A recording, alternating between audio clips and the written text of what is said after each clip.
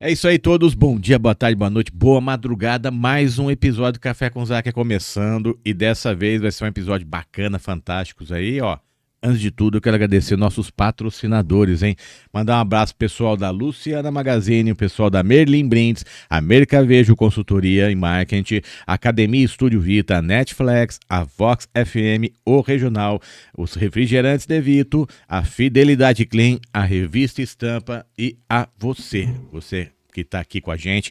Entre em contato com a gente, cafécomzaca.com, o endereço está aqui embaixo. Vem com a gente, boas entrevistas, nos chame. Quer patrocinar o programa? Vem com a gente.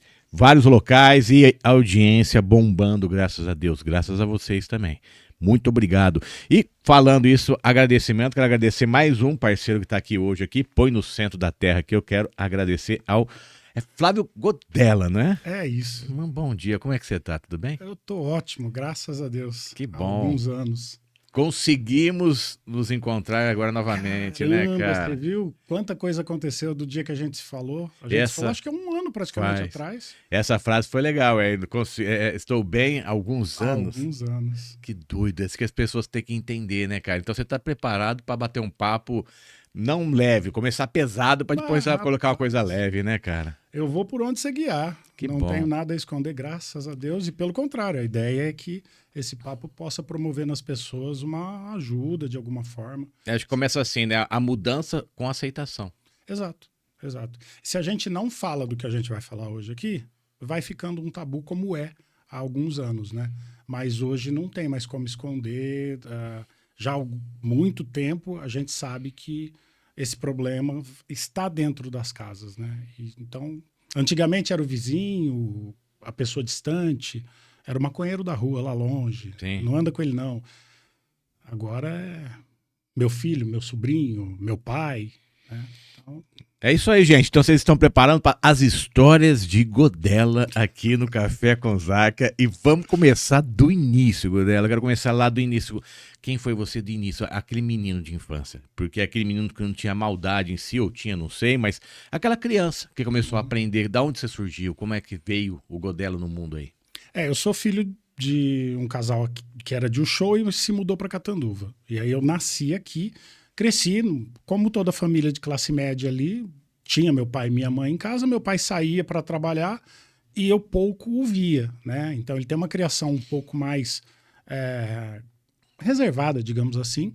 Então, a hora que eu acordava ele já tinha saído, a hora que ele chegava eu já tinha ido para a escola, enfim. Era esse desencontro com o pai. E a minha mãe muito presente, né? Eu vou crescendo, eu perco minha mãe... Fez agora, recentemente, 31 anos. E aí ficamos eu e ele na adolescência, eu com 17 anos.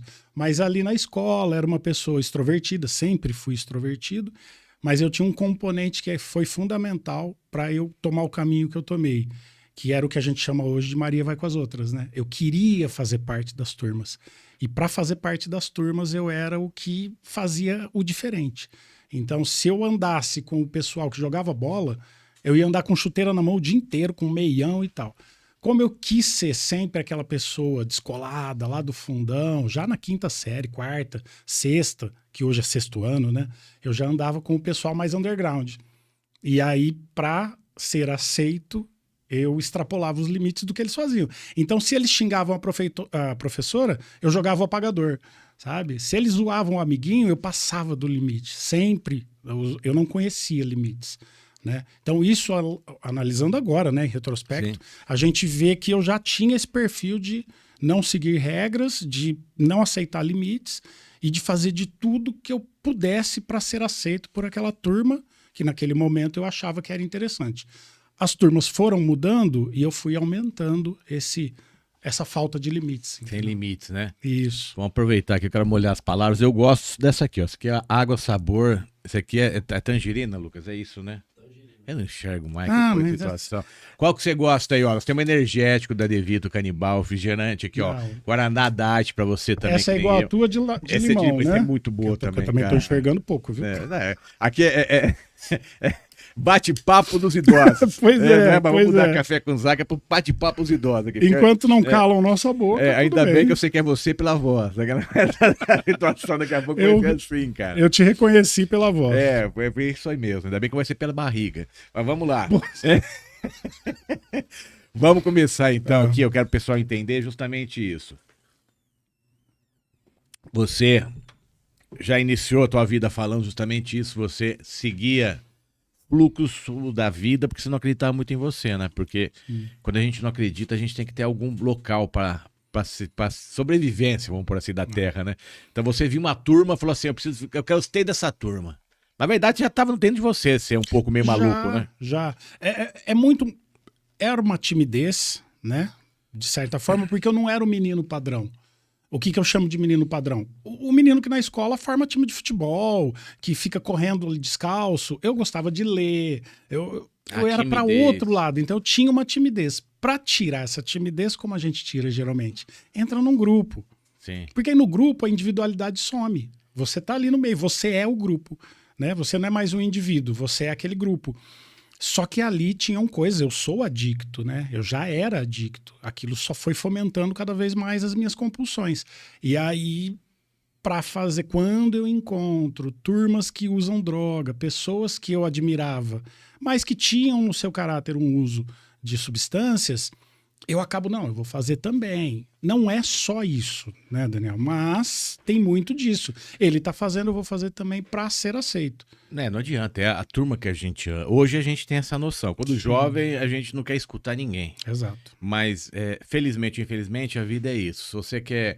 Eu vi uma frase que é verdade. Se você estiver vencendo na vida, você tem que andar com vencedores também. Não é porque é preconceito. Porque se você andar com pessoas que só reclamam, ou você ajuda ela a sair dessa, ou você vai acabar começar a reclamar também da vida. Como é que você tá a vida? Tá difícil, porque é complicado, é difícil, é complicado.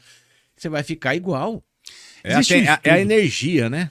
Existe um estudo falando sobre isso, eu não vou lembrar o nome da médica, mas ela expôs, depois eu até te mando, a gente refaz a referência. 20 minutos desses jornais que Aqui Agora, os jornais que tem só as notícias ruins.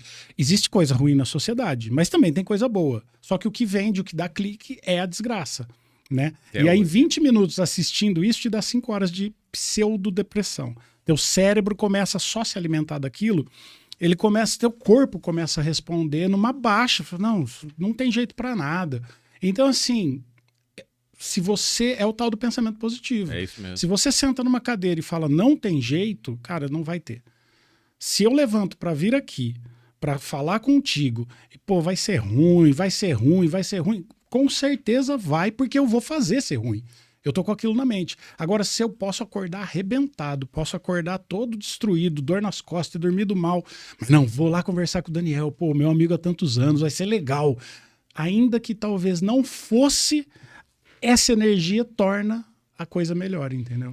E não é fácil o que você tá falando, pelo menos assim, falando pra mim. Eu acho que a grande maioria também da nossa época é uma cobrança tão forte do passado que eu me cobro muito internamente, muito. Então, até conversando com a minha esposa que é psicóloga, ela fala, nossa, quantos anos você se machucou? Quantos anos me machuquei, cara? Porque é aquela cobrança, porque se a gente vai mudando, eu quero saber isso de você, a gente vai mudando, a gente vai evoluindo e às vezes o passado machuca tanto, fala, nossa, por que eu perdi tanto tempo, né? E aí a gente tem que inverter a história. Falar, não, eu ganhei muito tempo, porque eu aprendi grandes lições, ou eu estou errado sobre isso? Eu gosto de puxar, quando eu penso dessa forma, o que o Mário Sérgio Cortella falou um dia, que é o seguinte, faça o melhor que você puder, neste momento, com as ferramentas que você tem, enquanto você não pode fazer melhor. Quando eu olho para o meu passado, sabendo o que eu sei hoje, é muito fácil e é errado eu julgar aquele cara, porque eu não tinha as informações que eu tenho hoje, né? Eu não pensava da forma que eu penso hoje. Então eu julgar a pessoa que eu fui, através do pensamento e do entendimento que eu tenho hoje, chega a ser cruel comigo. O que eu posso fazer para aprender é o seguinte, qual decisão tem que tomar agora? Então eu vou pensar nessa decisão com muita calma, com todas as ferramentas que eu tenho agora, porque o dia de amanhã, quando uma ferramenta nova chegar em mim, um conhecimento novo chegar, eu não vou me arrepender, porque lá, quando eu tomei a decisão, era o melhor que eu podia fazer. Né? Então eu não tenho como, eu não saberia mudar. Né? Se eu faço hoje as coisas com calma, futuramente eu vou olhar e falar, não, ali era a melhor decisão. E o Clóvis de Barros também fala outra coisa, que a gente costuma se arrepender porque a gente olha para o outro caminho que foi deixado para trás. Né? Quando eu tomo uma decisão, eu deixo muitas coisas, eu falo não para todas as outras. E aí, quando alguma coisa dá errado no que eu decidi, eu tendo a olhar para trás e falar, pô, se eu tivesse feito por outro caminho, teria sido melhor. Por que eu tenho essa impressão? Porque eu só vou pensar que teria sido melhor o que foi ruim aqui. Mas o que teria sido ruim lá? Que eu não vou ter conhecimento. Então isso eu não ponho na balança. Eu ponho só... Eu acabei de mudar para Sorocaba e estou mudando de volta para cá. Eu posso, erroneamente, pensar, pô, fiz besteira. Levar a família para Sorocaba, agora tem que trazer. Não, fazia total sentido quando eu decidi mudar para lá. Hoje não faz mais, então eu vou mudar para cá. Tudo bem, essas são decisões que eu preciso tomar. Quando eu estou consciente de que eu tenho a calma para resolver o que eu preciso, futuramente eu não me arrependo das coisas que foram. E principalmente isso aí que você acabou de falar, me relembrou o seguinte, eu só sei que eu errei porque eu aprendi. Exato. Então, se eu aprendi agora, é sinal que eu evoluí. Exato. Olha que doideira. Exato. E muitas pessoas... Filosófica, Gabi. Graças a você aqui, eu olhei pra você. O Gabiati tá aqui, gente. Eu quero ver se falar com ele. Mas é filosofia, cara, bacana. É porque, por muito tempo, a gente cria, principalmente o homem, né, durão e tal, eu não me arrependo de nada. Sim. Eu não me arrependo de nada. Pô, eu me arrependo de um monte de coisa. Cuidado que isso daí vai estar em depressão profunda logo mais, hein? Óbvio que se eu pudesse, eu faria diferente muitas coisas. Mas é óbvio também que se eu fizesse essas coisas diferentes, eu talvez não fosse a pessoa que eu sou hoje. Você estava no lugar que você tem que estar. Então o que eu escolhi foi, aconteceu um grande desastre na minha vida, né? Que eu causei. Tá, o desastre nós já temos. Eu vou sentar em cima da ruína e chorar, ou eu vou olhar e falar, pera lá, vamos limpar a poeira aqui, vamos reconstruir. Onde eu errei, vamos tentar melhorar, né? Sim. Antes de entender isso aí, as pessoas têm que entender o que é esse desastre, as coisas. Eu quero também entender, eu quero aprofundar isso daí, porque as pessoas precisam entender que você não tem que ter vergonha nem mesmo se você foi o pior ser humano do mundo. Você tem condição de mudança. É sobre isso hoje o bate-papo aqui. Você tem condição de mudança. Porque as pessoas falam, não posso mudar mais, eu magoava minha mãe, batia no meu pai, eu sei lá o que o cara fazia de errado, mas hoje não pode. Pode começar. Pode. É isso que eu quero entender isso de você, porque eu quero saber quem foi você no passado. Essa é uma pergunta. E ao mesmo tempo, já aumentando a pergunta, foi mais difícil você se aceitar como era, ou mais difícil hoje, às vezes, você olhar para as pessoas achando que você era aquele cara do passado ainda? Eu vou começar pelo final. Eu não tenho mais o reflexo das pessoas me olhando e me julgando como eu era. Já teve? Já tive no início, quando eu voltei em 2012, quando eu voltei da comunidade terapêutica, eu sentia às vezes as pessoas que, primeiro algumas não sabiam, né, do que tinha acontecido e achavam que eu ainda era a mesma pessoa. O que aconteceu foi, aos 15 anos de idade eu começo a usar, né, cocaína e vou me aprofundando e fico cruzando essa substância com o álcool. Isso durou 15 anos sequentes, né? E em sequência. No final ali, com 30 mais ou menos, 29 para 30 anos, eu cruzo com o crack. E aí, meu amigo, o que 15 anos demorou, foi dilapidando as minhas coisas, a minha vida social, a minha percepção, foi mudando a minha personalidade. Em 15 anos, a coisa dobra em 2. Ao ponto de eu vender tudo que eu tinha em casa. Eu já morava sozinho nessa época, e eu vendi tudo que eu tinha em casa, e no final, não tendo mais o que vender, fui morar na rua, trabalhar pros caras do corre. Você chegou no fundo do poço, como diz o ditado. E vou te falar outra coisa. Quem acha que tá no fundo do poço, entenda que sempre dá para cavar mais, viu? Se você acha que agora tá ruim, não, esse aqui é o fundo. Não, fica tranquilo, dá para cavar mais. Você conseguiu entender isso por você mesmo? Eu consegui entender que se eu não saio de onde eu saí, por exemplo, com algum tempo de uso, já uns 14 anos, eu olhei e falei, cara, eu tô acabando com a minha vida, né? Mas continuei cavando. Ali era um fundo de poço já, mas eu continuei cavando. Nossa, vendi tudo, né? Mas ainda vou cavar. Nossa, tô fumando crack. Eu vou cavar mais um pouco. Tô morando na rua. Pra onde eu poderia cavar mais? Poderia ser preso, poderia ser morto, poderia matar alguém. Entendeu? Eu me coloquei numa situação que eu não tinha mais controle. As coisas aconteciam independente de mim. Porque ao passo que eu começo a vender droga numa rua, eu tô suscetível a tudo.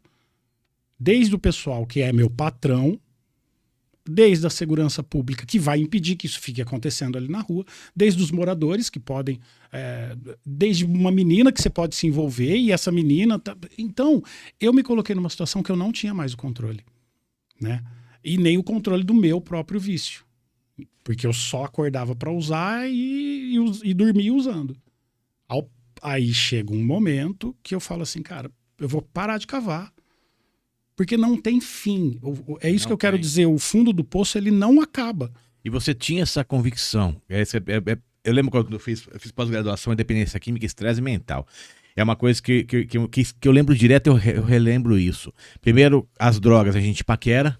Depois a gente começa a paquerar um pouquinho mais, a gente se encontra no final de semana, né? Começa a dar uma namoradinha escondido. Aí a gente namora, quer dizer, aceita e fala pra todo mundo, tô namorando. Isso. E não tem mais vergonha de Isso. falar. Aí a hora que você casa, acho que então você passou por todas as etapas. Eu vejo se isso aí que eu tô errado.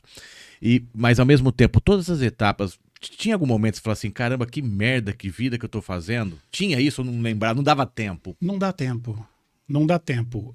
Tem uma entrevista do Maradona, acho que em 92, algo assim, para uma TV italiana, e o cara pergunta se ele se arrepende de algo por conta do uso de substância.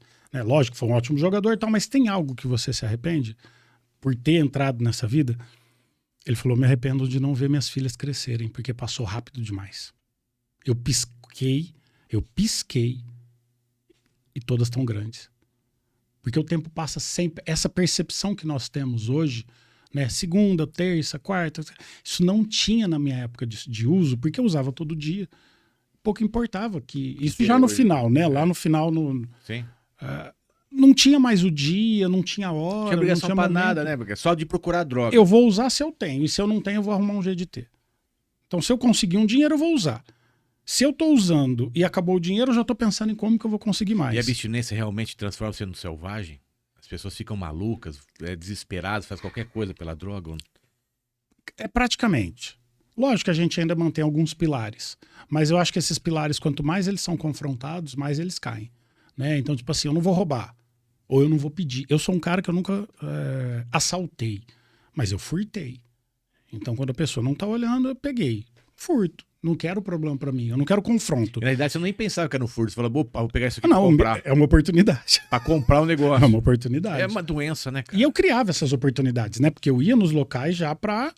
Entendi, tá? Já mapeei o lugar. Como é que eu saio daqui livre também, né? Porque não adianta eu pegar aqui um negócio, sair correndo, você vai me pegar. Sim.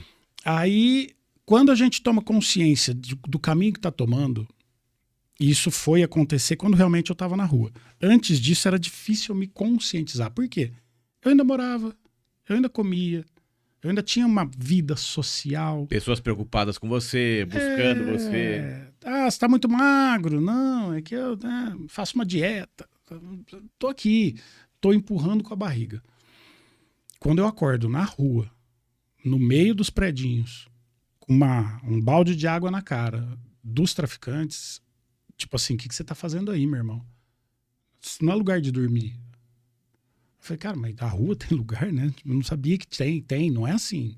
As pessoas não aceitam de boa que você fique em qualquer lugar. E aí eu falei, cara, o que eu tô fazendo de errado? Né? E aí começa a aceitação, que você primeiro começa a se conscientizar de onde Ali tá. foi o choque, você acha? Foi aquele choque? Começou a vir o choque de, olha, cara, o que eu tô fazendo, velho? Eu não preciso estar aqui. Eu tenho uma família com dinheiro, sem dinheiro, não é essa a questão. A questão é o acolhimento. Eu tenho uma família Onde que me dormir? acolhe. Eu poderia... Quem não tem família pode ir num albergue. Só que ele tem regras. A casa de passagem te aceita, mas ela tem regras. E eu não queria seguir as regras. Né? Meu pai me aceitaria na casa dele. Tem alguns limites. Minha irmã me aceitaria. Tem limites. Eu não queria os limites. Então aí isso passava pela cabeça enquanto eu estava sóbrio, mas rapidamente eu já ficava louco de novo e bora pra frente. Até que foi ficando insuportável e insustentável. E eu falei, caramba, vou ter que fazer alguma coisa. E aí eu peço pro meu pai, né, falar, preciso de ajuda, Você preciso ser lembra o internado. momento? Você lembra o dia? Você lembra como foi? Eu lembro que eu fiz uma ligação, né, para ele, porque um pouco antes meu cunhado tinha ido lá, tinha falado comigo, a gente tinha tentado uma internação voluntária, né, na Recomeçar aqui numa comunidade terapêutica daqui de Catanduva. Quando eu descobri que era assinar um papel e podia ir embora, porque era voluntário, eu falei, me dá o papel aí. 4 dias eu fiquei lá, entende? Então, literalmente, você viu a oportunidade de ir embora, você não pensou 2 vezes. Eu tomei alguns banhos, a abstinência estava quieta, porque tem o lance da abstinência que é assim, logo após o uso, você vai ficar ali, vamos falar de cocaína, de 3 a 4 dias você vai ficar entojado, sabe? Ah, quero nunca mais, isso eu não quero. Primeiro dia. Segundo dia, tô meio ruim ainda, não, pra que eu faço essas coisas? Terceiro dia você fala, rapaz, o sol tá ficando, né, mas tá brilhando, né? Acho que no 4º dia você tá pronto, você fala, hoje é dia. Essa é a fase da abstinência, entendeu? É aí que você tem que resistir. E é aí que muitos não resistem. Entendi. Então tem esse momento. Então, que a pessoa falou, tá indo bem. Tem um momento. E decaiu. Não, é só esse momento que ele vai. Ele não esteve ele não esteve em recuperação. Ele só não usou porque o corpo dele não aceitava naquele momento. Já tinha. Mas assim que o corpo falou, ó, acesso liberado, bora. Sextou, sabadou, domingou, qualquer dia. E aí, nesses momentos, meu cunhado tinha ido lá, tá? Eu tinha tentado, quando a abstinência bateu na clínica, eu venho embora, na comunidade eu venho embora, fico mais 1 mês afundado, e aí eu vi, cara, piorei. Eu vou ter que dar um jeito. Aí eu liguei pro meu pai. Ó, preciso de ajuda. Ele falou, você não quer ajuda? Eu falei, não, eu preciso. Ele falou, ó, foi essa frase. Antes, todo mundo queria que eu te ajudasse. Hoje, só tem a minha mão. Porque todo mundo diz pra mim que se você não quer, pra largar você onde você quiser ficar. Só tem a minha mão pra te ajudar. E ela é fraca. Vai depender de você. E aí eu falei, não, eu quero, eu preciso. Mas eu vou te pôr na comunidade, você vai sair. Eu falei, não, tem uma que ninguém sai. Né, que era involuntária na época. Hoje as leis mudaram um pouco, deu uma mexida nisso. Mas antes tinha as comunidades terapêuticas involuntárias. E foi para uma dessa que eu fui. Eu fui porque quis, 3, 4 dias depois eu não quis mais. Só que aí tinha todo um esquema de segurança que eu não conseguia fugir. Né? Por 5 meses eu tentei, contrato de 6 meses. Por 5 meses eu fiquei constantemente tentando fugir. Que loucura. Até que eu consegui. Aí fui, liguei pra minha família, vem me buscar, é lá em São Carlos. Vem me buscar, não sei o quê, pressão, pressão, pressão, pressão. Minha irmã quase cedendo, e pressão, e ligando cada 5 minutos, e aí vai vir, e aí vai vir. E aí eu tenho um grande amigo que é psicólogo, que é o Alexandre Céspedes. Ela ligou pra ele virou pra ela e falou assim, se você buscar teu irmão agora, você vai pôr ele na droga de novo. E ela tomou um choque. E meu pai disse, eu não vou buscar. Porque um pouco antes de ligar para ela, eu ligo pro meu pai. Fui até um ponto de táxi, não tinha Uber na época, eu tô falando 2010. Eu fui até um ponto de táxi e falei pro taxista assim, cara, eu preciso ir pra Catanduva. Você me leva? Ele falou assim, e como você vai pagar? Ficava, acho que na época, 180 reais, 200 reais. Era caro pra caramba, táxi, pô. Quem vai pagar? Eu falei, não, chegando lá meu pai paga. Eu falei, não, tem que falar com ele antes. Não, pode ligar. Aí ele ligou, minha madrasta atendeu. Pô, passa pro meu pai. Aí o taxista falou com meu pai meio que desconversou. E eu percebi que o taxista não estava conseguindo manipular do jeito que eu poderia. Falei, não, deixa eu falar com ele. Catei o telefone, o pai, né, tô aqui, o táxi vai aí, o senhor paga, não sei o quê. Ele falou assim, deixa eu te falar uma coisa. Não vem ninguém aqui. Porque se vier eu não vou pagar. Eu não tenho nada com isso. E a hora que ele ia desligar, eu falei, cara, agora é a hora de eu apelar. Se eu não apelar agora, eu não tenho chance. Eu fui pro emocional, né? Falei, mas você vai deixar um filho seu na rua? Para e pensa nessa frase. Você vai largar um filho teu na rua? Meu pai virou e falou assim, eu não te deixei na rua. Eu te deixei dentro de uma comunidade terapêutica. Volta pra lá. Aí você levou outro tapa. E desligou na minha cara. Aí eu liguei pra minha irmã. Mesmo te levando Sassuna, não satisfeito. Ele venceu a guerra nessa. Poxa, ele foi touché, né? É. Eu não te deixei numa rua. Olha que loucura. Aí eu fiquei manipulando minha irmã lá. Aí ela liga pro Alexandre. O Alexandre, ó, então meu pai não queria que eu fosse. O psicólogo falando pra minha irmã, cara, porque minha irmã ia. E ia errar, infelizmente, tentando ajudar. Sim. E tem um monte disso, tá, Daniel? Dá desespero, um monte, né? de pessoas em volta do adicto tentando ajudar, mas ajudando de uma forma que não tem conhecimento. Por isso que quando a gente começa a tratar o dependente químico, a gente fala pra família, vai num grupo de apoio para codependentes, porque você precisa entender o que é o limite que você tem que pôr. Você não vai abandonar a pessoa, mas você tem que colocar limite, porque senão você vai ajudar a estragar. Entende? E é difícil para a pessoa às vezes entender, porque ela fala, vou largar meu filho na rua, mas a escolha é dele de estar lá. Você tem a casa para ele vir, só que tem algumas regras para ele ficar aqui. Ele não quer cumprir as regras. Então ele fica onde ele quer. Mas é dificílimo da pessoa conseguir, eu entendo, né? Com certeza. A pessoa tá envolvida e tá adoecida também. Bom, liguei pra minha irmã e tal. No final, minha irmã fala assim, eu vou. Eu falei, Eu na pista, sempre que eu vou pra São Paulo, eu passo e olho a pista, eu falei, ali, ó. Eu sentei na grama, minha irmã tá vindo. Em frente a um posto que tem ali do lado de um hotel, em São Carlos. Ah, minha irmã tá vindo, minha irmã tá vindo, minha irmã tá vindo. Aí eu levantei pra ligar de novo. Não, vou ver se ela já tá chegando. A hora que eu peguei o telefone, eu tomei um baculejo de uns 4 caras juntos. E que isso? Segura. Que isso, cara? Que isso? Pessoal da clínica. O Alexandre, sabedor do que eu sei hoje também, falou, o melhor caminho é você pedir onde seu irmão está, ligar na comunidade terapêutica e informar. Eles têm condições de ajudar. Você não. Você vai trazer ele para cá, ele vai comer a janta e vai roubar alguma coisa da sua casa e vai sumir para droga. Lá eles têm como ajudar. Voltei para a comunidade terapêutica. Falei, caramba. Uma semana depois eu fugi de novo. Meu Deus do céu, quer dizer que não tinha fim. Para você, a única coisa que você queria era sumir, fugir. Abstinência total. Essa segunda fuga foi a primordial, porque aí eu não ligo para ninguém, eu não falo com ninguém, eu fico andando nas ruas de São Carlos a esmo, tentando entender o que eu ia fazer. Porque o que eu queria era fugir da comunidade. Aqui é ruim, porque aqui eu sou confrontado, porque aqui eu não posso usar droga, aqui eu não faço o que eu quero, aqui eu tenho que fazer o que é sugerido. E eu não conseguia diluir isso em mim. Quando eu fujo, não falo com ninguém, e eles me acham 10 horas depois de eu ter fugido, de uma forma mágica, digamos assim, e eu pergunto pro cara, o que aconteceu, o que vocês me acharam? Ele falou assim, foi Deus. E eu cético, né? Ah, Deus, eu quero saber como é que vocês me acharam, como foi, A mais B, né? Com evidências. Aí ele falou, dorme com esse barulho, foi Deus. Naquela noite, ele me dá os remédios, zerou meu tratamento, ou seja, com 5 meses voltou pro zero. É como se você tivesse entrado agora. Teu pai já renovou, viu? Você já vai ficar mais 6. Eu olhei para ele e falei, não, eu já entendi uma coisa. Nessas horas que eu tava rodando em São Carlos, eu entendi. Eu tô tentando fugir de algo que tá dentro de mim. Eu não vou ter lugar no mundo enquanto eu não me tratar.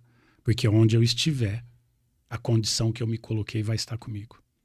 Então não é na comunidade terapêutica, não é na casa do meu pai, não é nas Ilhas Maldivas. É onde a escuridão que eu me coloquei. É a caverna que eu fui entrando e esqueci como sai. Agora vai depender de mim sair. Eu tenho pessoas que podem começar a apontar caminho. Eu estou dentro de uma instituição que as pessoas estão ali para se tratar. A ajuda eu sempre tive. Agora depende de mim. E aí naquela noite eu vou dormir meio medicado, meio sonolento. E ali era uma comunidade evangélica. E ali eu digo que eu tenho o meu encontro com o meu sobrenatural. Eu chamo de Jesus, eu sou cristão. Mas ali eu tive um encontro com algo que não era meu, sabe? E ali eu me acabei de chorar e eu fui entendendo. E eu falei, não, eu só quero que acaba. Eu não tenho mais força. Eu não tenho mais nem desejo. Eu fugi 2 vezes, não adiantou. Eu tô aqui há 5 meses e nada mudou, sabe? Eu com 32 anos só fiz cagada, né? Eu costumava dizer que tudo que eu tocava virava fumaça, porque eu fumava crack. Tudo que eu relo destrói. Eu não tenho pessoas do meu lado, eu não tenho amigos mais. E aí esse sobrenatural foi falando para mim, mas Eles não te deixaram, você não vai mais lá. Você começou a fazer coisas que aquele grupo não concordava e você saiu do grupo. Você não vai nas festas de aniversário da sua família porque você não pode usar droga na mesa. Então você prefere não ir no aniversário para não se expor com a família e vai para qualquer barzinho aí e ficar louco a noite inteira. Você foi se colocando nesses lugares, né? E aí eu falei, pô, tudo bem, então depende de mim. Essa é a pior dor, quando você entende que você é o causador da desgraça que tá a tua vida, você baqueia. Fala, caramba, eu não consigo fazer nada, velho. Porque até então a culpa era dos outros, né? Era teu pai, ou era teus amigos, ou era tu sei o quê. Mas a hora que você aceita que é você, é o porcaria de tudo da tua vida... Ah, cacete, o que eu tô fazendo? É um mano? soco no estômago, mano. E aí eu acho que eu não vou ter força, porque, cara, tudo que eu fiz errado. E aí a fala, né, que vem na mente é a seguinte: é só você que pode sair. Que bom que a minha sobriedade não depende de você, Daniel, não depende do Lucas, não depende do Guilherme, não depende do meu pai, não depende da minha irmã. Que bom que a minha sobriedade não depende de ninguém. Porque talvez essas pessoas estivessem tristes comigo algum dia e derrubassem a minha sobriedade. Ela só depende de mim. Então, se sou eu que vou me ferrar, se sou eu que vou perder tudo, então que seja por escolha minha. E se a escolha está na minha mão, eu escolho ficar sóbrio. Porque eu não tenho o direito, hoje eu sou casado, tenho uma filha de 6 anos, formei a minha família de uma forma linda, que eu olho e falo, caramba, eu não merecia tudo isso. Eu não merecia tudo que eu tenho. Eu não fiz por onde, mas é aí que a gente entende que tem coisas que vêm para sua vida que não é porque você fez. É a partir delas que você vai fazer. Você tá me falando então que um dependente químico ele só vai mudar quando ele perceber que a culpa é toda dele, a responsabilidade é toda dele, as ações é toda dele. Ou seja, você tá me dizendo que quando o cara tá na dependência química, ele tá doente, ele não pensa nada disso. Não pensa. Isso é o início da sobriedade. Essa chave que vira, que você fala a culpa é minha, e não de forma externa para agradar a mãe Sim. e passar um pano na tua situação. É de uma forma interna, é você com você mesmo. Você fala, cara, eu que fiz. Ninguém te fala, não. Vem do nada, assim, Você aquela fala, coisa que, puf. Sou eu, não é o lugar, não são as pessoas, sou eu.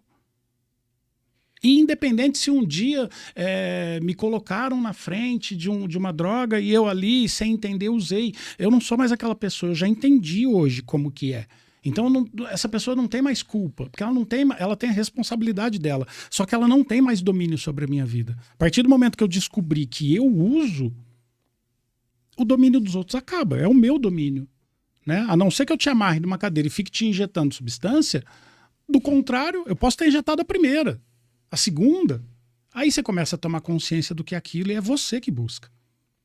Então a culpa é minha. E por que então, percebi assim, a maioria dos casos que eu conheci, quando os pais estão junto, apoiando tudo, parece que não dá nada certo. Quando os pais, a família abandona, literalmente, você não é o primeiro que eu escuto, são várias histórias. Eu trabalhei no hospital na época, dependência química, a gente via isso aí. Quando os pais abandonavam, o cara não tinha pra onde ir. Eu tô uma semana que vem vai acabar, eu tenho que ir embora, mas não sei pra onde ir. Meus pais não me aceitam mais. Aí você olhava pra pessoa, você sentia que a pessoa queria mudar. Mas tem que ter essa rejeição da família mesmo? Mas Como que é isso? Deixa eu devolver a pergunta falando o seguinte, quando eles falavam que não tinham lugar, esse abandono, troca ele por limites. Isso. Eu não tinha pensado nesse caminho. Quer dizer, eu tenho pra onde ir, é que lá tem limite. Tem limites. Então quando a pessoa me falava isso, então literalmente ele não ia mudar. Talvez ele não tivesse essa consciência, né? Talvez ele não tivesse, mas ele queria que...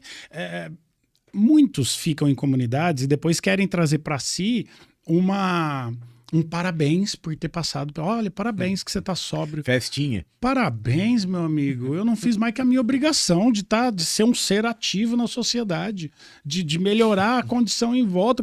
Parabéns pelo quê, cara? Eu já falei isso um dia, Daniel. Esse negócio de que você tem um exemplo. Porque eu não queria, não, cara. Não queria ser exemplo de nada, não. Não é pra ser exemplo. É pra não acontecer. Acontece que é tão difícil de ficar sóbrio depois de estar, né, preso a um vício e tal, que acaba sendo um negócio que, olha, ele conseguiu. Nossa, ele saiu do crack. Parabéns. Parabéns não, meu irmão. Eu destruí a minha vida e a vida dos que me amam em torno. Eu entendo o que você está falando hoje. Você sabe que nem assim, tem uma pessoa que eu sempre conto muitas histórias com as pessoas, quando eu encontro pessoas, falam assim, eu já não consigo largar esse vício e tal. Falou, você precisa conhecer o Galbiati. Eu falo, é um menino que é uma pessoa que eu gosto muito, é um rapaz que eu gosto muito demais. E ele me dá, essa é a história, eu não posso mais falar isso. Eu falei assim, eu tô como exemplo. Eu falei isso aí, ele é um exemplo de vida. Pois é. Eu falava isso aí, porque é um cara que realmente, todo mundo, a maioria da turma dele, que, pô, sempre foi um cara bonito, um cara boa pinta, um cara conversador, um cara que tinha tudo. Abandonou tudo. Bem relacionado. Sabe falar. Eu tô falando dele e tá na nossa frente. Né? Mas é assim, porra, e ver ele hoje ajudando as pessoas, a gente fala tudo dá volta. Tudo. É um cara que eu vou trazer pra bater papo. Você Eu chamei ele aqui. Desculpa até cortar, porque vai vir. Tem que vir. Tem que vir. Porque é o seguinte, essa é a chave. Eu não tava falando pra você que eu descobri que a culpa é minha, e doeu, e me massacrou, me moeu. Em seguida, eu descobri que só eu posso sair dali. É só assim pra mudar. É só assim pra mudar. Olha que da hora que depende de mim. Porque como eu tava falando, se dependesse dos outros, e se o outro não quiser? E se o outro tá tão machucado, vamos supor que dependesse do meu pai, mas eu machuquei tanto ele com o meu uso contínuo de substância, que ele vira e fala assim, agora também você vai sofrer um pouquinho. Porque eu sofri. Mas um pai não faria isso. Mas um amigo talvez fizesse. Nossa, e é verdade, cara. Esse negócio aí, as pessoas querem festinha depois de uma coisa. Você falou uma coisa que matou a pau, velho. Eu até ri um pouco, porque não é que eu achei engraçado. Eu achei a situação dentro cômica. de mim. Eu falei, porra, é real. Parabéns do quê, ô desgraça? Passou 10, 15 anos acabando com tudo.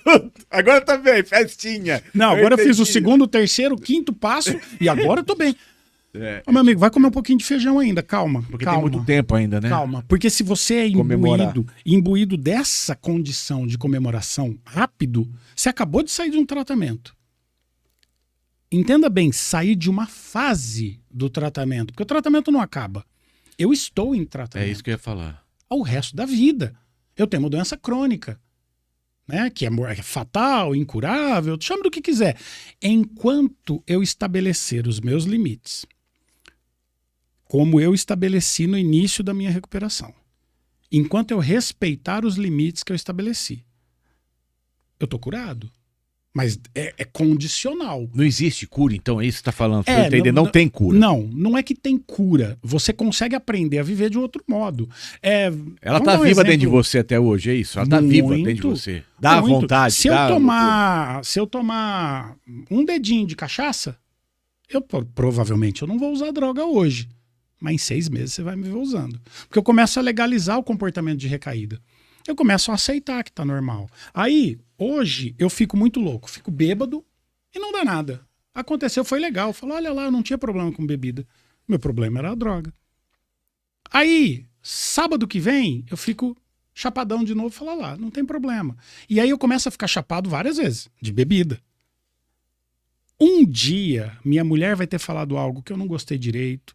Meu pai vai ter feito algo que eu não gostei direito, meu sogro, minha sogra, meu amigo, meu patrão, meu funcionário, alguém vai ter alguma coisa que vai acontecer que está fora do meu controle, que vai me desestabilizar.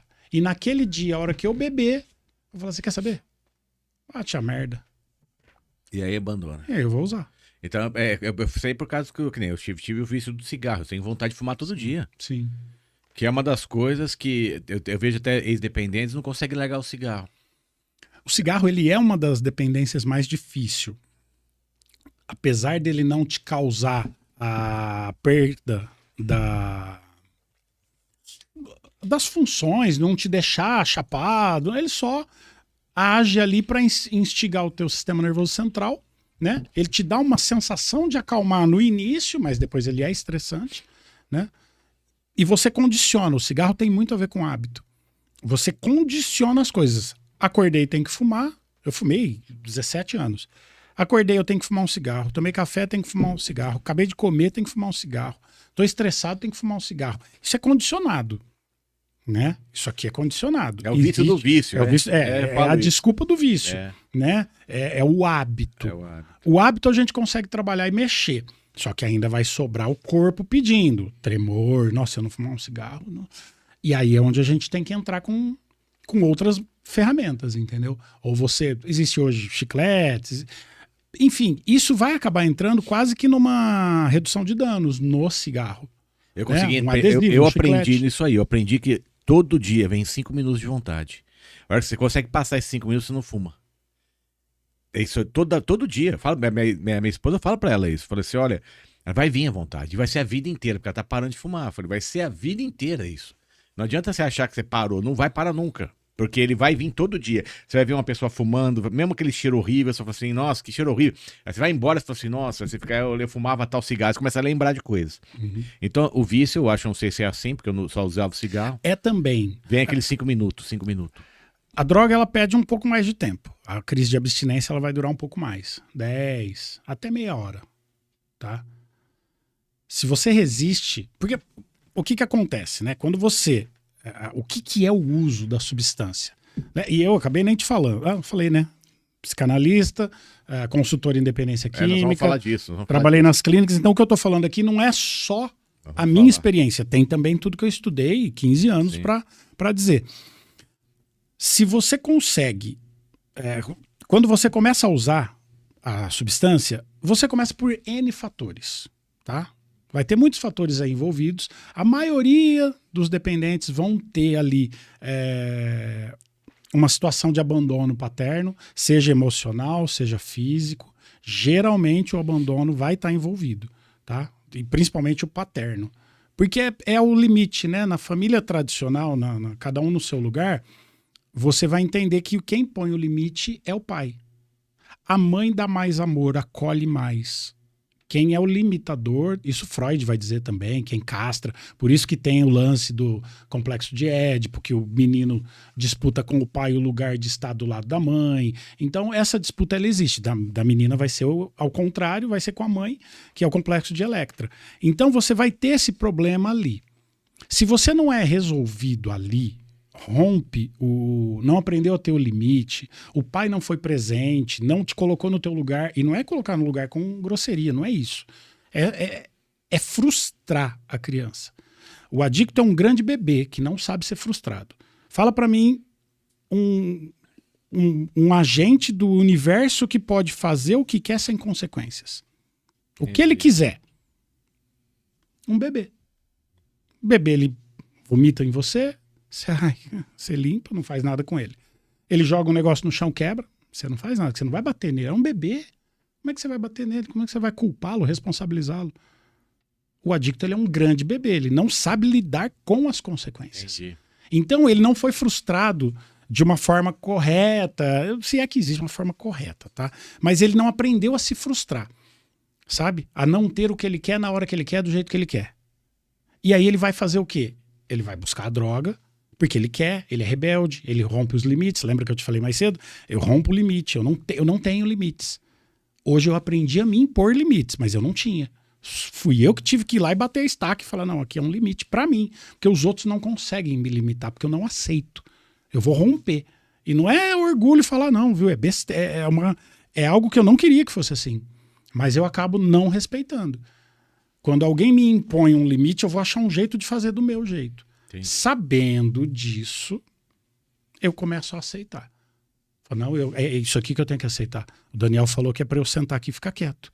Eu não tenho que tentar manipular, fazer nada. Eu tenho só que ficar quieto. Regras. Respeitar. Eu tenho que aceitar a regra. Aceitar. Antes de entender. Porque tem o lance, não, se eu entender, eu aceito. Não, primeiro você aceita. Entendi. Aprende a aceitar, irmão. Porque não é do seu jeito. Mas por quê? Porque sim. Tem coisas em tratamento com os meus pacientes que eu vou dizer algo que eu sei onde eu quero chegar, mas eu não posso falar para ele onde nós vamos chegar. Eu só coloco o limite e vejo como que ele reage. E a maioria fica se debatendo que quer entender o porquê. Mas não é a hora de você entender o porquê, querido. É só a hora de aceitar. Você só aceita. Pessoal entender agora sim vamos entender, depois de toda essa loucura da tua vida. Eu falo, mas quem é esse cara, coitado? Será que ele tá ainda na dependência? Quem é você hoje? Você precisa entender, né? Aí depois eu me trato na comunidade. Depois dessa segunda fuga, eu me entreguei ao tratamento, de fato, comecei a entender melhor. Mesmo assim, eu completei 20 meses ininterruptos internado.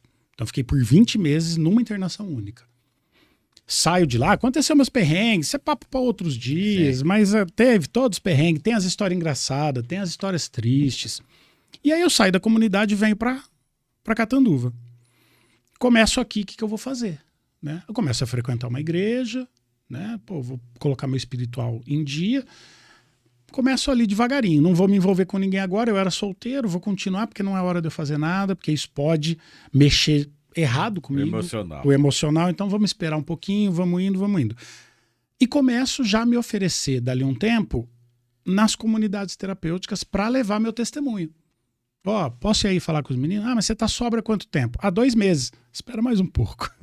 Porque às vezes teve gente que veio aqui com 2 meses limpo, aí recaiu, veio aqui, falou um monte de coisa bonita, recaiu e foi internado aqui. Aí os caras desanimam. Que fala, pô, achei que você estava bem, você está aqui de novo. Então espera mais um pouco. Quando deu quase um ano ali, em 2012, eu saí em 2011, em 2012 eu comecei efetivamente a fazer esse trabalho. Vou nas comunidades, faço as palestras, fiz muito ali com o Padre Carlos, fiz e faço até hoje na Recomeçar, né? Fui em Rio Preto, na Sol, fui em São Carlos, na que eu fiquei internado. Começo a fazer esse movimento. O Guilherme sai da internação dele, o Galbiati vem comigo, desde então a gente vai fazendo esse trabalho e eu começo a estudar o comportamento humano para me entender. E isso me ajuda nas palestras. Eu falei, bom, aqui eu tenho um caminho. Fui tentando trabalhar com diversas outras coisas, apareceu até aposta esportiva na minha vida, fui dono de uma casa de apostas, acabou dando errado por N fatores. E quando deu errado há 3 anos atrás, ainda não tinha tigrinho, não tinha cassino, eu olhei e falei assim, por que tá dando errado? Eu achei que aqui ia ser, ganhar dinheiro e vamos. Só que eu comecei a ver o dano que isso estava causando. É outro vício. É outro vício gigantesco. E aí eu falei, cara, eu vou voltar para onde eu estava, que eram as palestras, vou voltar para os meus estudos e vou voltar a fazer, não sei onde vai virar, não sei o que vai acontecer. Deus sabe, né? Deus sabe. Literalmente. Comecei a estudar, refiz o curso de conselheiro em independência química, fiquei apto para trabalhar em comunidades terapêuticas ou clínicas e comecei a fazer psicanálise. Um dia, um cara que eu sigo na internet, o Eduardo Vargas, seguia, nunca tinha falado com ele, ele precisava de uma pessoa para trabalhar numa clínica de alto padrão lá em Cotia, chama Rede Foco. Falei, pô, não sei, vamos ajeitar de um jeito, aí eu vou. Ah, não, fica uma semana aqui e uma semana de folga. 7x7. Falei, tem onde dormir? Não, dorme na clínica. Fica de plantão. Falei, opa, eu já tenho onde dormir, tenho onde comer. O salário não é gigantesco, mas, pô, eu preciso me inserir no negócio. Fui para lá. Essa clínica, ela cobra em torno de R$1.000 a diária. Tem quartos mais caros, então é alto padrão total, né? Um lugar lindo, maravilhoso. E com tratamento. E eu ficava de terapeuta ali o tempo todo. Fiquei ali por 3, 4 meses. Eles entenderam de direcionar com outras pessoas, mudaram os horários, né? Aí eu não podia mais fazer 7x7. Agora não tem jeito, eu não vou mudar para Cotia. Aí eu saí. Me desligo desse trabalho, volto para Catanduva, começo a atender meus pacientes ali tranquilamente pela internet, como eu atendo até hoje. E aí o Eduardo me chama para uma outra clínica em Sorocaba. Também alto padrão, referência e tal. Pego e vou trabalhar lá, mesmo esquema. Era mais dias com menos folga, mas o mesmo esquema. E ali eu conheço muitas pessoas que começam a fazer acompanhamento terapêutico. E eu vou entendendo melhor o que é o acompanhamento terapêutico. Quando o paciente sai, lembra que eu estava te falando que é uma etapa a internação? É uma etapa, a etapa recluso. E as outras etapas? E o pós-tratamento internado? Então, como que ele vai ser reinserido na sociedade, na família, nos amigos? Aí eu saio, eu me desligo do trabalho dessa clínica e fico pronto para trabalhar como acompanhante terapêutico, para quem me chamasse. Eu não estava sendo chamado porque eu estava cumprindo um trabalho numa clínica. Quando eu fico solto, 30, 40 dias depois, um paciente me liga, o psicólogo dele fala comigo e a mãe dele fala comigo. Se não tinha possibilidade de eu ir trabalhar, né, com eles. Eu falei, cara, aí é Nordeste, é longe. Coloquei um valor na hora, acertamos os detalhes e eu fui. Quando eu tô indo, eles falam assim, mas tem a possibilidade de... Ele tem que resolver umas coisas da pós-graduação na Europa, você tem possibilidade de ir junto? Bora.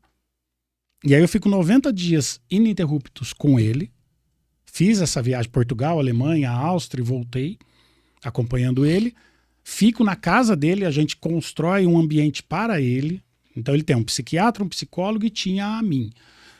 Fico 24 horas, a gente começa a fazer o tratamento com a intenção de soltar a mão dele. Ó, é responsabilidade tua, a gente vai trabalhando bastante, é um período estressante. E aí eu começo a me afastar, ainda morando junto com ele. Tipo, ó, pode ir lá, vai lá, pega o carro, vai sozinho, volta. Então é um tratamento dinâmico, que a intenção é te devolver para a sociedade de forma ok. Chega o momento de eu voltar para cá, a família fala assim, Flávio, você não quer voltar? E aí fica por aqui, mas não mais na casa dele. Terceira etapa de tratamento. Agora eu tô lá, mas não tô direto com ele. E aí isso passou por mais 2 meses. Essa semana que passou, a gente encerrou o contrato por enquanto, porque parece que tá tudo bem. Tem sempre suas dúvidas, seus percalços, né? Mas ele tem um psiquiatra e um psicólogo. E eu não preciso estar lá nesse momento, volto para o stand-by. Se precisarem, Deus me livre de qualquer... né? Quero que recaia para que precise, mas se precisar, estou aqui. E assim, meu contato está com todo mundo em São Paulo. Se precisar, eu vou, fico uma semana. Tem acompanhante terapêutico dentro da clínica. Só que eu levo não só o acompanhamento terapêutico. Então, não estou ali só para contar o que o cara está fazendo no dia. Eu também estou ali, que é esse o trabalho do acompanhante, fazendo a terapia com ele. Como é que você sentiu? Eu vi que você se estressou ali, e aí, como é que tá? Quer isso aqui, por aquilo ali, vamos ler isso aqui, vamos ver esse vídeo, dá uma olhada nisso. Então, esse é o trabalho que eu exerço hoje, além de atender. Então, atendo os pacientes, geralmente online, porque Catanduva eu tô sem local ainda. Estamos começando a bolar alguma coisa, né? Mas, por enquanto, eu atendo online. Né? Quem precisa, sessões de meia hora, 1 hora, pro dependente, às vezes o codependente me chama, porque o dependente é mais difícil, né? O adicto, ele é arredio, ele vai uma vez, 2, aí começa a mexer nele, aí ele não vai mais.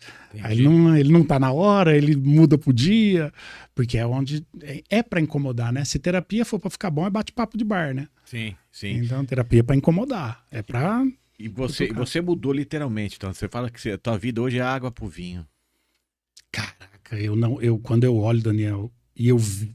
Quando eu tenho que contar, que nem aqui, ontem à noite eu fiquei pensando nas coisas que eu fiz. Eu falei, mas não fui eu, cara. Não é, será que não é alguém, não? E me contaram?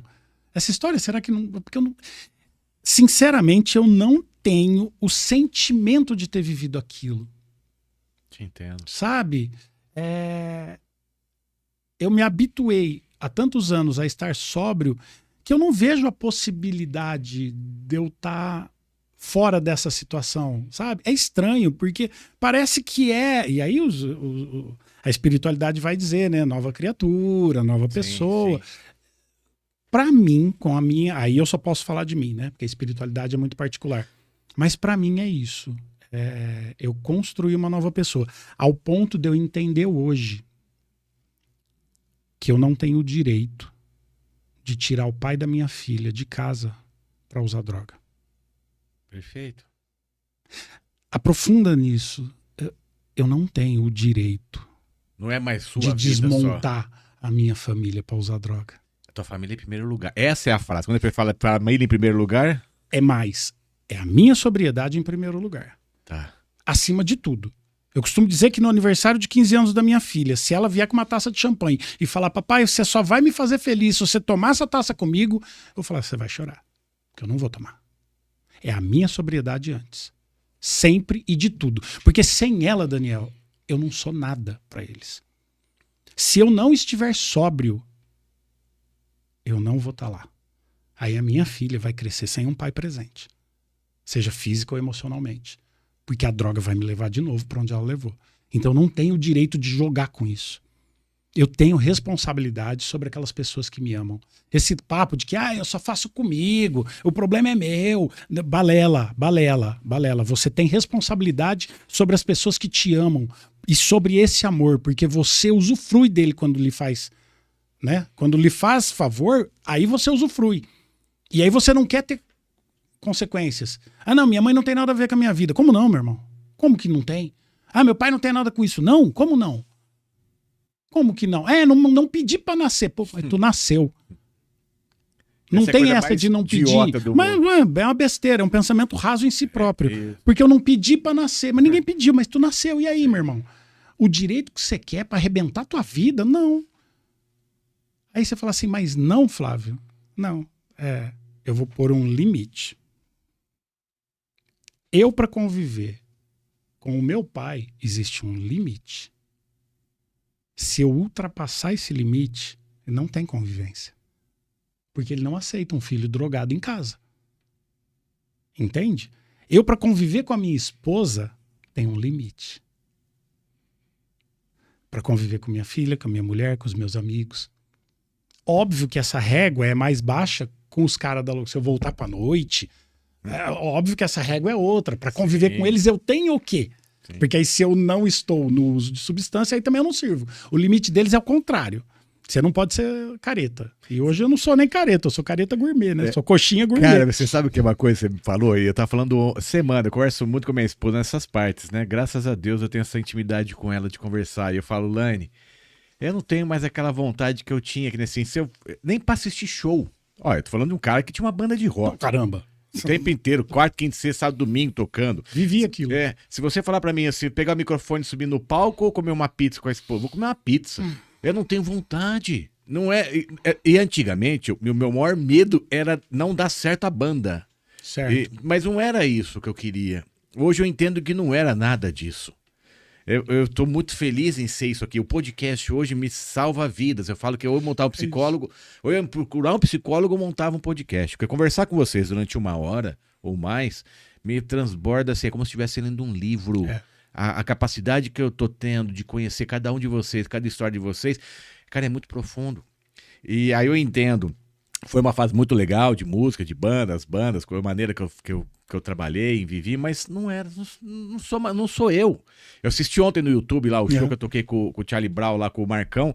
A minha esposa começou a rir e falou, não é você. Eu falei, eu sei que não sou eu. Eu não dou conta de fazer isso. Pula ali, corre aqui. Eu não dou conta. É isso. É você aceitar, dar risada até um pouco do teu passado. Tem que dar risada, não tristeza. Eu falo, cara, eu não sou isso. Eu não sou mais. Eu já fui. E é aceitação, né? É a busca. Quando você se coloca em busca de entendimento próprio, você vai começar a encontrar. Então, assim, por muitos e muitos anos, quando você fala, quando que você se tocou, que precisava de ajuda? No final, porque antes não fazia diferença, porque eu não pensava naquilo.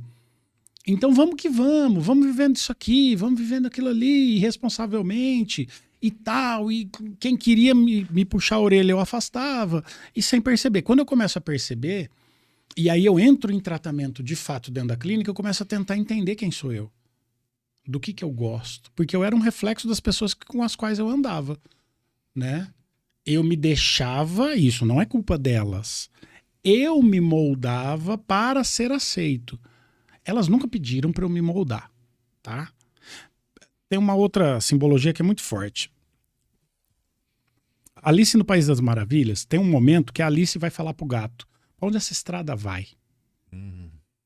E o gato vai falar para ela o seguinte, pra onde tu quer ir? Ela vira e fala, não sei, eu tô perdida. Aí fala, pra quem tá perdido, qualquer caminho serve. Sim. Se eu não souber pra onde eu tô indo, não significa que eu tô parado. Eu vou continuar indo. E muito provavelmente, essa é a alegoria que eu quero trazer, eu entrei em um trem sem perceber. Eu tô num vagão indo para algum lugar. Cheio de gente. Talvez as pessoas que estão aqui saibam para onde estão indo e queiram ir para lá. Eu encontrava amigos falando, eu vou morrer usando mesmo. Eu sou isso aqui. Eu não quero mudar. Temos aí quantos amigos, né, que não conseguiram e nem tentaram de fato. Só que então você se toca que você tá num trem, que talvez aquelas pessoas saibam para onde tá indo, queiram estar indo para lá, e você fala, mas eu não. Pula. Pula, meu irmão. Sai desse trem. É isso. Sai. Mas eu vou ficar na estrada. Não, calma. Para. Sai. Eu não quero ir para lá. Eu nem sei onde é lá.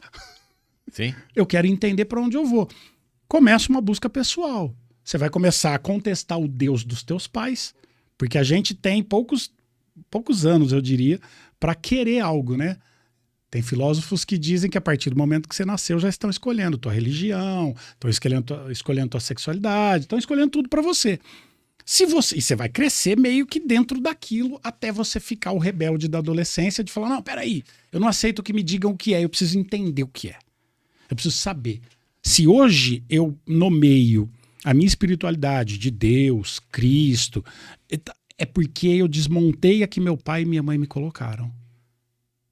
Eu duvidei de tudo para acreditar em algo. Consegue perceber? Que primeiro eu duvidei de tudo. Agora eu consigo acreditar em algo que eu construí. É a minha experiência espiritual. Ah, mas não é assim. Não perguntei nada, meu amigo. Cara, né? Café e opinião. Minha cabeça está girando tanto que eu fico lembrando disso aí, ó. E é uma coisa que eu posso falar. Nós não estamos falando só de drogas, não. E tudo na tua vida você pode mudar. Porque 2017 eu acabei tocando com pessoas que eram o meu sonho de consumo de banda.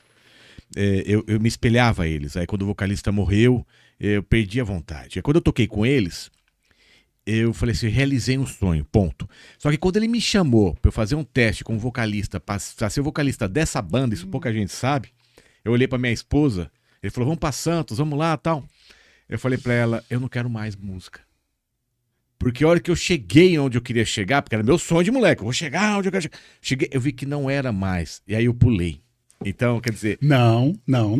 Eu pulei. Não. Você entende que você entrou no trem que você queria entrar. Sim. Você queria ter a banda. Você queria ter a oportunidade que você teve. Você queria construir. Mas você chega tinha lá, um você fala, objetivo. não quer. Mas você sabia onde você queria chegar. E você chegou. Cheguei. Aí você pegou outro trem. É que eu queria família.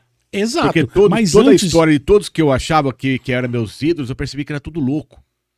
Se eu seguisse um Cazuza, se eu seguisse a história do Elvis, se eu seguisse a história desses caras, tudo bem. O fim deles é triste. Só que você percebe que você entrou nesse trem sabendo para onde ele ia e você foi até onde ele parava. Você foi no ponto final.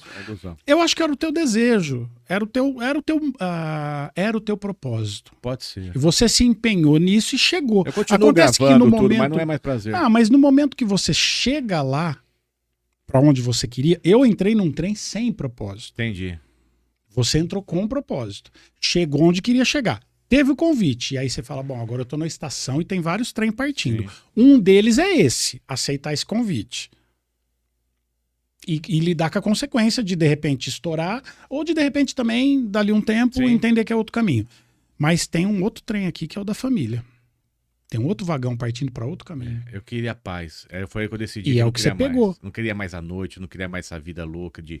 Só tinha gente louca em volta da gente. Infelizmente, você vai viver na noite, você só vai ter gente louca. Sim. Não tô falando de pessoas ruins, pelo contrário. Não. E outra, não só isso, mas a maioria disso, sim, né? Ao passo que quando eu faço eu tive que pular do trem para me colocar na situação que você tava. Entendi. Eu tive que achar uma estação perdido. Você não tinha fluxo, rumo, era como se fosse trombar em tudo. Não, eu tava indo, só vai, para que pensar? Eu vou, vai dormir. Eu vou dormir quando eu morrer. Pra quê? Então era ilimitado. Eu não tinha limites. Quando eu começo, e aí isso é importante eu te dizer. Quando eu me percebo sem limites, o que eu vou fazer? Eu preciso me limitar. Então eu sou adicto. Se eu começar a jogar um joguinho de celular, desculpa. Se eu começar a jogar um joguinho de celular, provavelmente eu vou viciar nele. Então eu fico fazendo uma constante verificação. Quanto que eu estou usando de tempo aqui? Isso aqui está me tomando muito? Porque se tiver, eu excluo. Se eu começar... por um tempo eu joguei pôquer. Enquanto era gostoso, dali a pouco começou a se tornar algo que eu tinha que fazer. A minha dopamina, a minha alegria estava em ir lá jogar. Não. A minha alegria não é essa. Não é isso aqui. Tá? Então eu vou me retirar. Porque a gente a gente só se movimenta, né? O ser humano só se movimenta em troca de recompensa. E a maior recompensa é que quando acontece algo para você, ou uma situação, libera dopamina. Né? Ela é o grande, não só ela, mas ela é o grande tchan do barato. Né? É ela, quando você fica alegre que seu filho deu um sorriso, é aquela dopamina, teu corpo produz. Então, quando você come um lanche suculento, com fome, O teu cérebro não está entendendo, olha que hambúrguer bem feito, que pão gostoso. Ele está entendendo, olha a quantidade de dopamina que está liberando. Entendi. Então tudo é medido mais ou menos, porcamente falando, tá? É em dopamina. Então tá, onde que eu estou buscando? Imagine que nós somos essa caneca numa esteira. E essa esteira tem milhares de torneiras. Cada torneira é algo. Futebol, basquete, tudo bem separadinho. Assistir um filme, todos os teus hobbies, todo o teu trabalho, tudo são torneiras e essa caneca vai passando. Cada uma dessas torneiras pinga um pouquinho de recompensa, que é essa dopamina. Isso é uma pessoa equilibrada. Vai ter dia que isso vai passar na esteira e o futebol não foi legal. Mas cheguei em casa, minha mulher me deu um beijo, foi legal. Então vai equilibrando. O problema quando você começa a usar substâncias é que você fecha todas, você desvia o fluxo dessa torneira para um torneirão só, que te enche 4 canecas dessa de uma vez. E aí você começa a achar que é aquilo. Só que o teu corpo produz mais dopamina do que você pode lidar. E aí o neurotransmissor joga mais dopamina no sistema, só que o neuroreceptor fecha. A hora que ele fecha, essa dopamina que fica aqui vazia, ela ilude o teu cérebro. Porque eu produzi muita dopamina e não estou receptando. O cérebro fala assim, tem muita dopamina, preciso criar um novo neuroreceptor. E aí ele abre um segundo neuroreceptor para lidar com essa dopamina que está aqui. A hora que ela extingue, que o barato da substância passa, você ficou com mais neuroreceptor do que deveria ter. E aí eles querem se alimentar. É abstinência. Eu tenho que suprir um negócio que não tinha que estar ali. Porque eu extrapolei. Se eu tinha, vamos jogar em números baixos, né? 1 litro de dopamina, isso não existe, pelo amor de Deus, gente. Mas 1 litro de dopamina, eu comecei a consumir 4. Mas era 1, cara. E agora tá me fazendo falta 3. Por isso que a maioria dos dependentes químicos vão entrar na depressão. Não depressão como transtorno, mas naquela fase depressiva, naquele, não tem ânimo pra nada. Nada me alegra. Vamos jogar bola. Tem graça. Vamos assistir um filme. Não, nada tem graça. O que tem graça é usar. Entendi. Porque você quer buscar aquele tanto de dopamina de uma vez, de um lugar só. Então, enquanto você não religar essas torneiras, enquanto você não encontrar e se satisfazer com pequenas doses de dopamina das coisas que têm valor, vai ser mais difícil.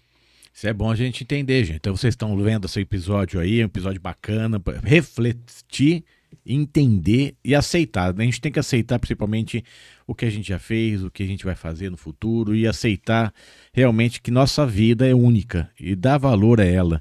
E falando nisso também, dá valor a todos os nossos patrocinadores. Eu quero mandar um abraço pessoal da Luciana Magazine, a Merlin Benz, a Mercavejo Consultoria em Marketing, ao pessoal do Estúdio Vita, a Netflix, a Vox FM, o Regional também. Quem mais está faltando aqui, nós temos que mandar abaixo para os refrigerantes de Vito aqui, que eu estou apaixonado tomando água refrigerante o dia inteiro. Então tá preocupante, cara. Tanto que eu estou tomando de água com gás aqui. E mandar um abraço também para você, gente. Quer participar do programa, quer entrar em contato com a gente, o telefone está aqui embaixo, chame a gente, tem boas entrevistas no ar, chame, vamos conversar. Rodela, eu quero te dar aqui, ó, primeiramente, eu quero te dar esse presente aqui, ó, é uma plaquinha do Café com Zac, uma coisa que a gente faz de coração para cada um. Bacana e demais. Você sabe que no começo eu achava que, falei, pô, será que eles vão gostar?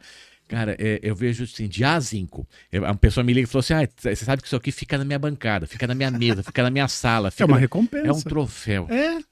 É uma história tua. E todo mundo que sai daqui é sua história sendo contada.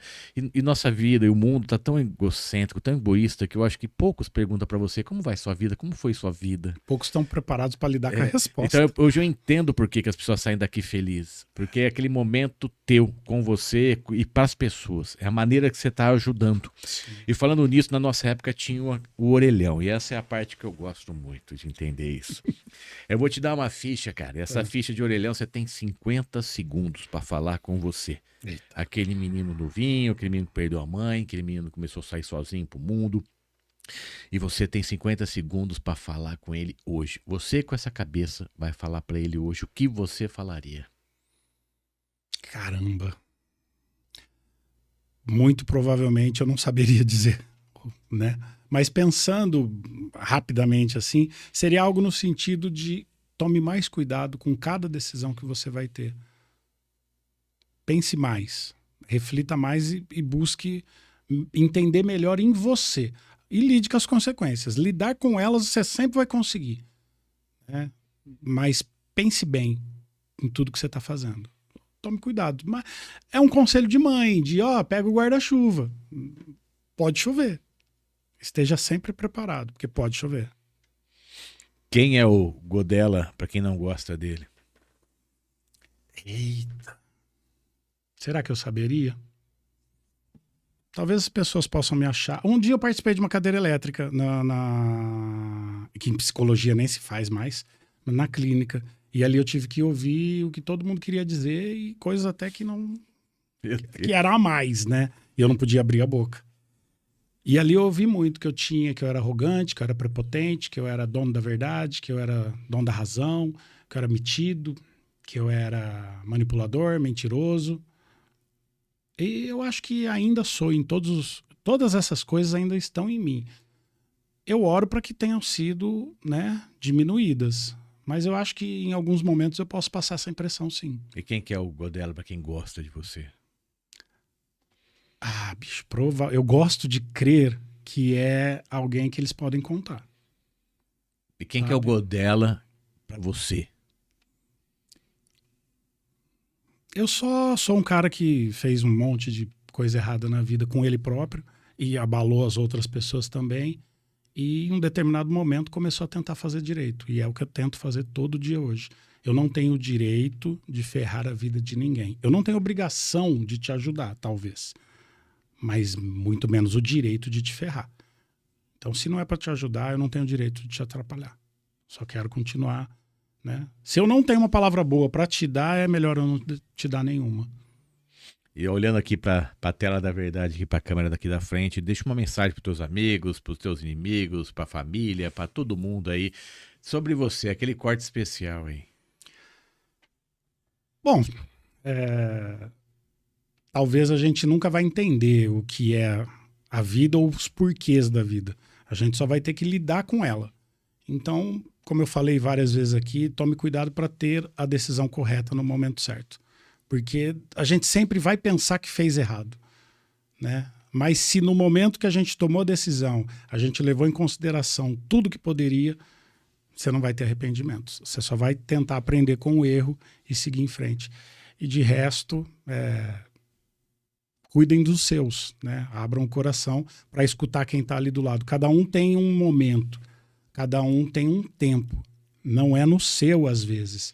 Às vezes a pessoa te pede 1 minuto de conversa e você desdenha, fala que não. Talvez fosse o momento ideal para aquela pessoa se abrir contigo. Então só cuide dos seus, fique próximo. É isso aí, gente. Cada um cuidando dos seus, mas também vamos cuidar mais do mundo. Vamos cuidar mais do mundo em nossa volta. É justamente isso. Às vezes a gente quer salvar o mundo quando jovem. E a gente percebe que o mundo em nossa volta já tá bom demais se a gente conseguir salvar, viu, Godella? Vamos salvar o mundo em nossa volta, fazer o melhor possível para as pessoas e principalmente para o teu vizinho, pessoas do teu lado, pessoas que você pode realmente conversar, ajudar, auxiliar. É isso. A vida é muito curta para você deixar para trás momentos inesquecíveis. Faça com que tua vida seja realmente algo deixado para o futuro, para alguém, para dar como exemplo. É isso que me preocupa muito, sabe? Hoje eu quero ser um exemplo em tudo que eu posso fazer, mas também não me cobro se eu não for. É sobre isso, porque antigamente a gente queria ser exemplo e se cobrar porque não deu certo ainda. Não. Então é isso, eu tento ser exemplo hoje, mas também não tô nem aí se a pessoa acha que eu não sou exemplo não, porque se eu conseguir ser exemplo para mim mesmo, eu tô bem. Então eu agradeço muito, muito a tua presença aqui, um bate-papo fantástico, a gente tem muito mais para conversar, eu sei, mas o tempo é curto, ninguém aguenta escutar tanto. Não dá. Mas a gente vai falar mais, eu agradeço muito a tua presença aqui, muito obrigado por participar, mais um programa do Café com Zac aqui.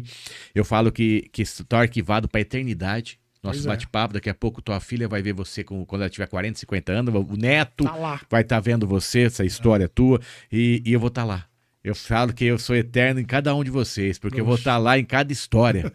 Isso para mim é fantástico. não tem preço. Então, muito obrigado por você estar aqui com a gente. Obrigado a você, principalmente pela disposição de abrir um canal que possa conversar, trazer as pessoas, né?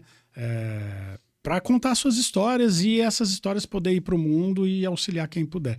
Muito obrigado pela sua amizade, pela sua parceria e obrigado pelo convite. Isso aí, gente. Eu desejo para vocês um bom dia, boa tarde, boa noite, uma boa madrugada. Mais um episódio da 8ª temporada concluído com sucesso. Compartilhe, marque seus amigos, siga nossa página aqui no Café com Zaca e até a próxima. Valeu!